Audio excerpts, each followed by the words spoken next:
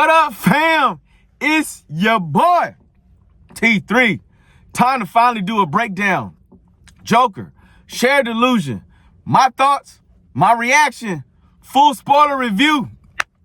We ain't gonna spend a lot of time, so pull up, boom, man.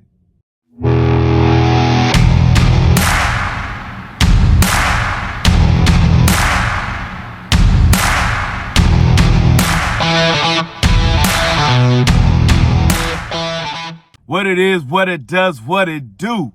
It's your boy.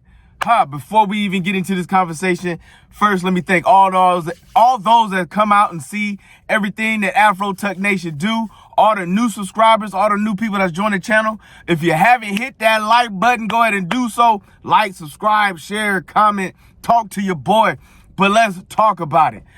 Spoiler review. I'm not gonna spend, like I've watched so many people talk about this movie and the reviews and everything else. You already have my review. You already have my reaction. You already know where I'm at. I am here just to give you the breakdown, the quick breakdown of what is Joker's shared delusion, what they're implying, what they're trying to say, and why we need to move on and never look at it again. So, if you go to the movie, it starts out with a short cartoon. Very short. It's a reenactment cartoon of what happened in the first movie. But more in depth, it gives you the insight to the mindset of Arthur Fleck before we go into this movie. Like, they go into this movie telling you what this is going to happen. They tell you what is going to be talked about, and they tell you how it ends. It's called My Shadow. My Shadow and Me, I believe, is the name of this little cartoon that they come up with. And it is a literally split down the middle personality. One is Arthur Fleck, one is the Joker. It's pretty much saying that at some point in the time while he was in the dressing room, as he was already upset, he had already killed some folks and everything else. When he kills, he's the Joker. When he's out and about in the world, he's Arthur Fleck. When he goes into the studio set before he kills the TV host, he is Arthur Fleck. But then the Joker comes out, goes on stage, and kills Murray on the first Joker. Now go into where we at, and he's in Arkham. He's a broken man, which is another reason why this isn't the Joker. Joker is never a broken man. But he's a broken man. He's depressed, he's sad, he's sorry, he doesn't know what to do. He has these two sides. He can't really comprehend what's going on. He's trying to figure out what he is, what he does. There's a book about him, there's a movie about him. He knows this, but he's just like, he's going through life. His lawyer's like, plead insanity. It's not who he is. He was abused as a child. He is not what you think he is. He's not the monster that you make him out to be. And then this guard who has been like harassing him and this and so forth takes him over to the softer side of life to go see his lawyer. And who do you see? But you meet the up and coming Harley Quinn. Now, Harley Quinn plays more of as an influencer than somebody who's accepting the abuse of the Joker. The Joker has always been an abuser. So, but in this case, Harley is an influencer, but she goes by the name Lee, which her name is Harleen Quinzel is her full name, but they go with Lee because, again, this is Elseworld, DC Universe, yada, yada, yada, so forth and so on. So she plays into the psyche because she is infatuated with who the Joker was. She's infatuated on all the things that he's done. She's infatuated with the movie, the book. Oh my God, this guy's amazing. She's like a starstruck fan that now gets to interact with the Joker and now pushes him to be the Joker. And being such a weak-minded person that he is, he allows her to influence him to be like, yeah, I am the Joker. There's a point in the scene where they're in the courtroom and all of a sudden the spotlight hits down and you see the Joker sitting on stage smoking a cigarette because now he's embraced the persona of the Joker. You know what I'm saying? Like, this whole time he's been dealing with the dual personality thing. Dual personality. Am I Arthur Fleck? Am I the Joker? Am I Arthur Fleck? Am I the Joker? This whole point. Well, in this point, while going this trial, with everything that's being said and all the things that she said to him, and as much as he's now in love because they've had relations in the prison, the guards will set that up that happened to mess with his little mindset, to show you how failed society has done this world and how things go, because people don't care about how people are reacting. They only care about what they get out of the things that's going on. He embraces the persona, and embracing the persona, he really goes all in. Well, and also embracing the persona brings him about to him the most tragic moment in his life, when he is sexually assaulted by the guards in the prison because he insulted them.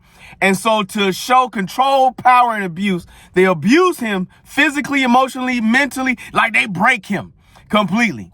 And in doing that, he now is like, this Joker guy is not a good thing to be. It's not where I want to be. And he professes this later on in court. And then Harley Quinn, or Lee, is like heartbroken. Oh my God, you don't want to be the Joker no more. I hate you. And she leaves. Explosion happened. Harvey Dent, who is the attorney that we meet in here, which I'm not even going to go into at this moment, because they even give a hint to Harvey Dent becoming Harvey Dent by his face being smeared and blown up from the explosion that happens in the courtroom. And I'm so glad that this movie's over, because if you touched Harvey Dent, we were going to have problems.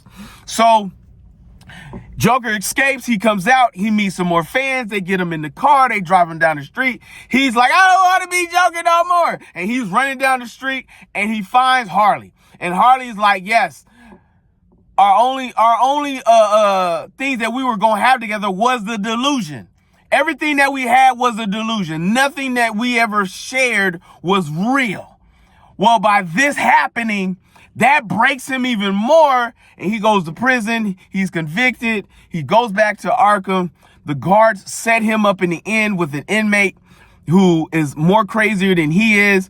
That inmate shanks him. Arthur Fleck dies. So does his version of the Joker. And now we have what is Heath Ledger's version of the Joker, which is an insult to me all the way around. So we're no longer going to speak about Joaquin Phoenix as the Joker. We're no longer going to speak that he is even a part of the DC universe. So this is what Shared Delusion is all about in a nutshell, with a lot of music and a lot of songs and a lot of Fred Astaire kind of stuff. You already got my Afro picks. 0. If I can give it -5 Afro picks, I would, but that would send it into the universe of, well, you know what? Yes, -5. Send it down the rabbit hole, never to be spoken of again. We will never mention him again in life. He is not the Joker because he died, and the creator of the movie said so, that the real Joker is now here. They had a lot of Batman lore, Harvey Dent. What happened to Harley? Nobody cares. I don't care. I'm just glad it's over. I am not recommending anybody to go see this movie on their own. Even if you have nothing to watch, wait. And you only wait until you're bored and you literally watched everything on Netflix and you have nothing else to look at. So this is where we are. This is where we stand. This is how we get down. But this is a short breakdown of what Shared Delusion was, and what it was about, and what he was trying to say in this particular movie. We can go into what the director was really trying to put out there and what he was trying to say. Either way, I don't care.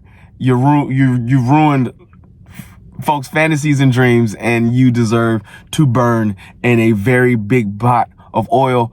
This is why Halloween is probably one of the most celebrated portions of the year. And for it to get the hype that it did based on the first movie, so many people, you know what? I'm still talking about it. No, we're not. Goodbye. Fam, Joker, Agatha, My Hero Academia. Yo, what's today? Tuesday? Woo! We got things to talk about this week. Bruh, let's do what we do, because we do for the crew, because I do it for you. Because if you see your mans in the streets, hit them with the beats and hit them with a jingle jangle, baby. Jingle jangle.